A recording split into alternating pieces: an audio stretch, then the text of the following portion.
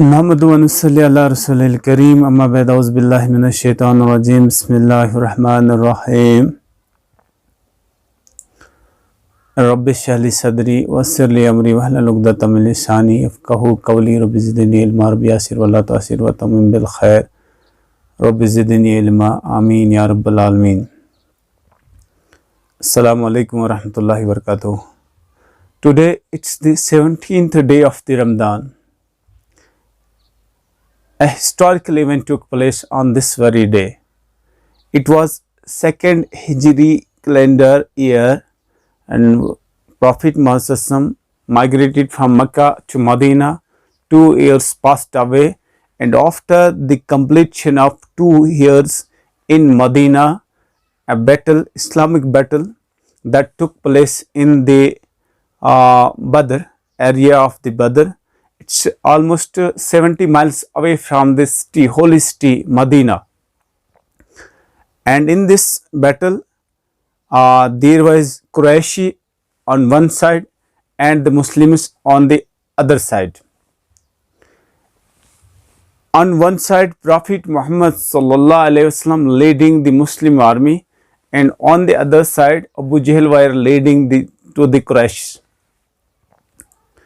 Abu Jahl were chief of the army, and here Prophet Muhammad sallallahu, the messenger of Almighty Allah, beloved Prophet, were leading to the Muslim army. When we are talking about the strength, all this strength that were towards the Quraysh, they were 1000 in number, and when we are talking about the Muslims, they were 313, only 313. And secondly, when we are talking about equipments, arms, as per the arms were concerned, the coats, the arm coats, Muslims were having 7 to 9 arm coats. And when we are talking about the non-Muslims, when we are talking about the Quraysh, they were fully equipped from toe to teeth. They were fully equipped with all the instruments related to the arm. They were having all the coats, arm coats they required. Likewise, when we are talking about the transport system were camels, mostly horse and camel. And when we are talking about the Quraysh, they were having 700 camels, and Muslims were having only 100 camels. And third one, horse, they were having 100 horses, and Muslims were having 3 to 7 horses, very few in number. When we are talking about the weapon, sword, Muslims were having only 7 to 9 swords, and when we are talking about the non-Muslims, they were fully equipped with the swords. And talking about arrows, talking about rest of the related arms, they were fully equipped. Quraysh were fully equipped, but Muslims were not fully equipped. They joined the battle on the trust of Almighty Allah subhanahu wa ta'ala. There was the only hope that Allah subhanahu wa ta'ala is with us. And when the battle started, and Allah subhanahu wa ta'ala has mentioned in the Holy Quran in chapter number 3, verse number 123, Allah subhanahu wa ta'ala says, I helped you in the battle of the Badr. You were few in number.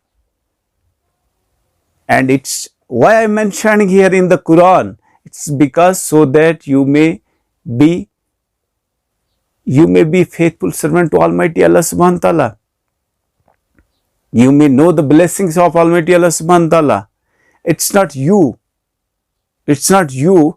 who succeeded there, but it's the success that comes from Almighty Allah subhanahu wa ta'ala.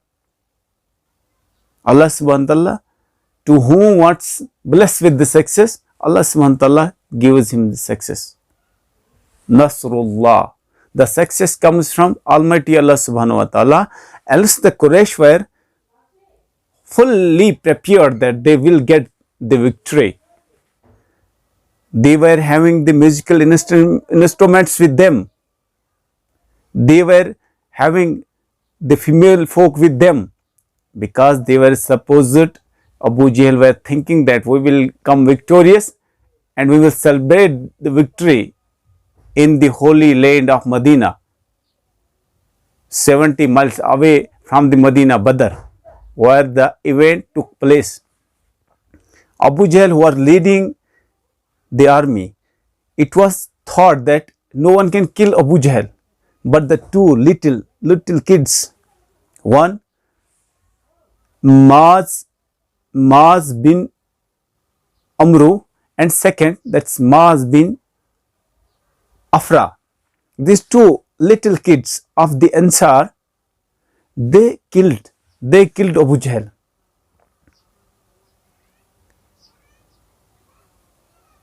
Maaz bin Amru, he lost his arm in this battle. And how the Muslims were fighting for the cause of the Islam, how they fighting for the truth. This is point here to ponder over. And what were the losses in the battle? The casualties. When we are talking about the casualties, there were 14 casualties from the Muslim side and 70 casualties on the Quraysh side. Total casualties in the battle, 84 casualties. A few number of Qurayshis, non-Muslims, they were imprisoned. When they were imprisoned, they were taught the manners. They were not ill-treated. They were treated with respect and dignity. That's what Islam teaches us.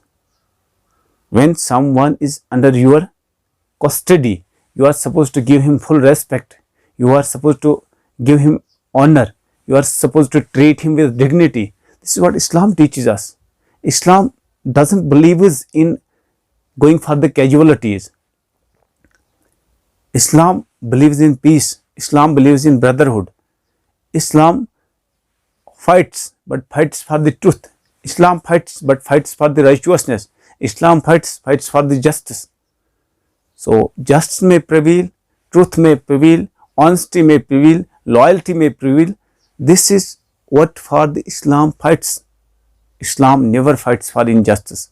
So let us ponder over here that why Islam gives us the concept of this all, because there should not injustice never prevail.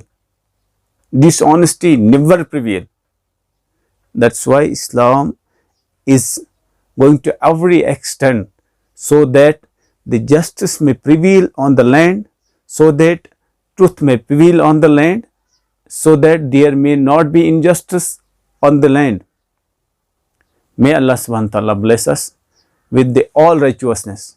May Allah subhanahu wa ta'ala help us for getting the path of righteousness. May Allah subhanahu wa ta'ala bless all of us, pious life, holy life, the life with all good deeds, and may Allah subhanahu wa ta'ala prevent us from all bad deeds. Ameen. Wa akhiran da'wana walhamdulillahi rabbil alameen.